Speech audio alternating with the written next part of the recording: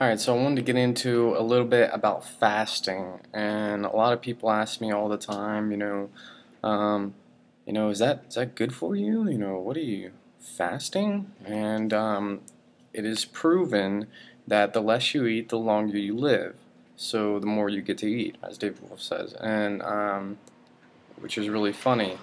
But calorie deprivation is a proven longevity tool and a proven health tool to get rid of disease and things like that. Now, the only people that I wouldn't recommend to fast is people who are suffering from any type of diseases that make them weaker, such as anorexia, cancer, if the cancer is past a certain stage.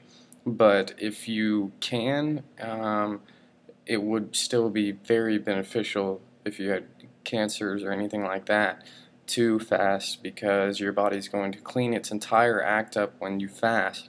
And the whole idea behind liquid fasting, and you wouldn't want to do just water. I've heard a lot of people do water, and that may have been okay for centuries ago, before we introduced 75,000 chemicals into the environment. But now we have things in our system like arsenic, lead, mercury, and all these heavy metals, aluminum, and we need chelators, and we need things that will move those out of the body safely without harming us. What you wouldn't want to do is just do water, because it's really not going to help you very much. All it really is going to do is stress out the body, and you don't want to stress yourself too much. We already go through so much stress throughout the day. That's not the whole idea behind fasting. The whole idea behind fasting is to get good nutrition in liquid form, but calorie deprivation. Once you have calorie deprivation, your body will go into a mode after 3 days, and it's self-digestion. And what this is basically, it sounds bad, yes, but in the body's infinite wisdom, the body will only take out the tissues that are bad, or all the things that are bad. It'll keep all the important tissues. It will not bother your muscle tissues, tendons, ligaments, things like that. Your brain, your major organs and things like that. It will not do anything to those.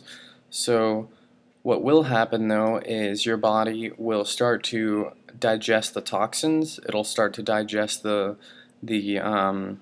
bad blood cells or the dead blood cells, and it'll start to excrete those from the body very safely. And whenever you want to do a fast, I highly recommend doing enemas daily, because unless you are getting some type of fiber, you're not going to be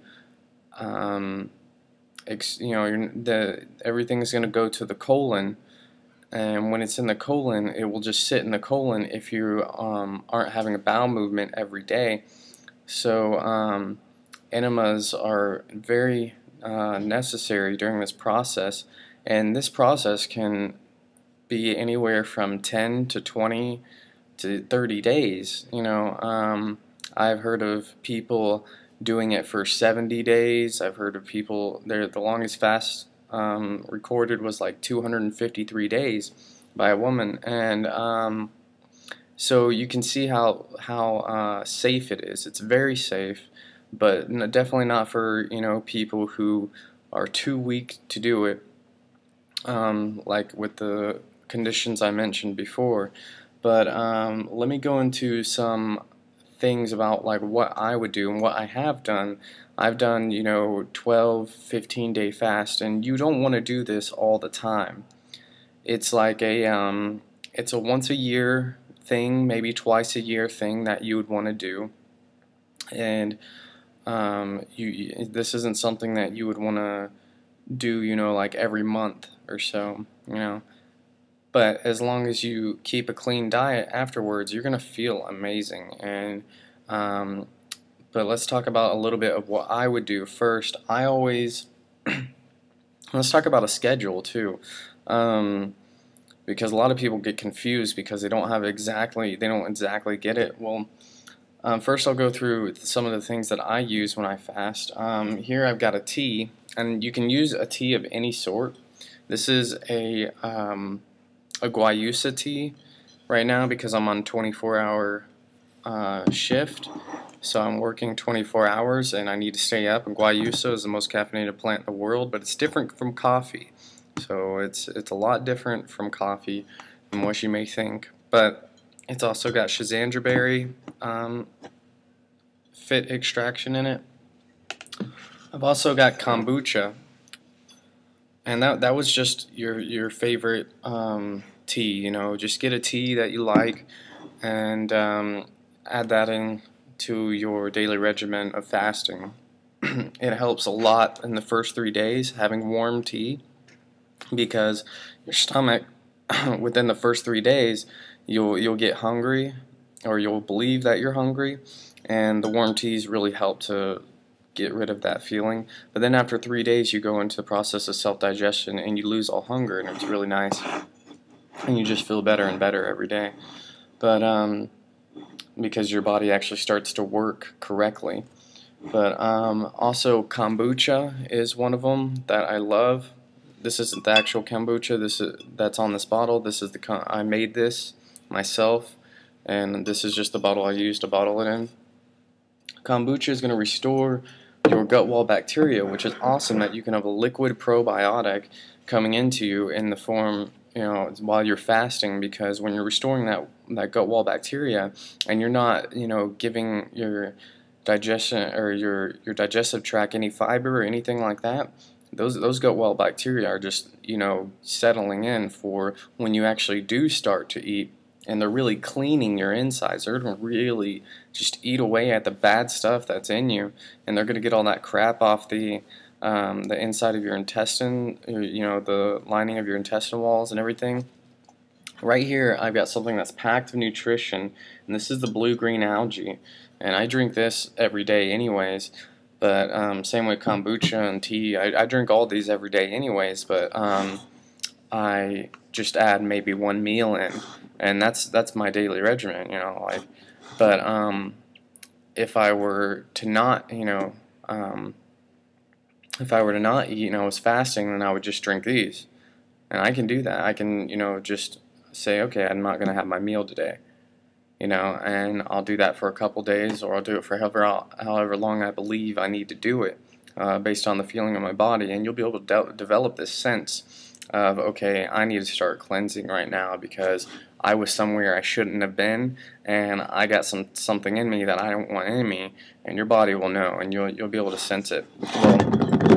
Well, this is hibiscus flower water. I use that all the time, which is an Ayurvedic medicine. Also about the blue-green algae, this is like very, very nutritionally dense, so this is going to be amazing for a fast.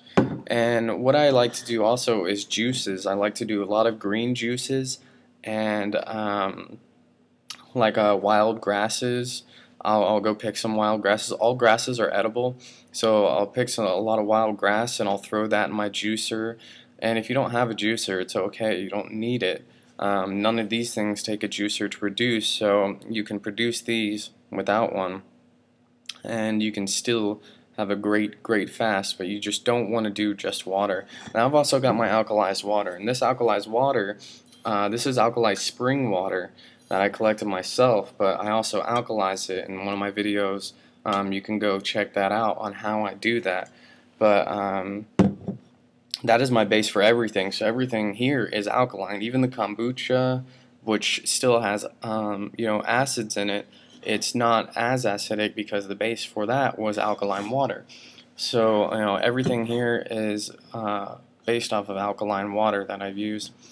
But yeah, back to the juicing. You know, things like celery and you know, wild grasses, spinach, you know, dandelion and stuff like that. If you can juice those, those are amazing for you, and especially the dandelion for your liver, and so many different things.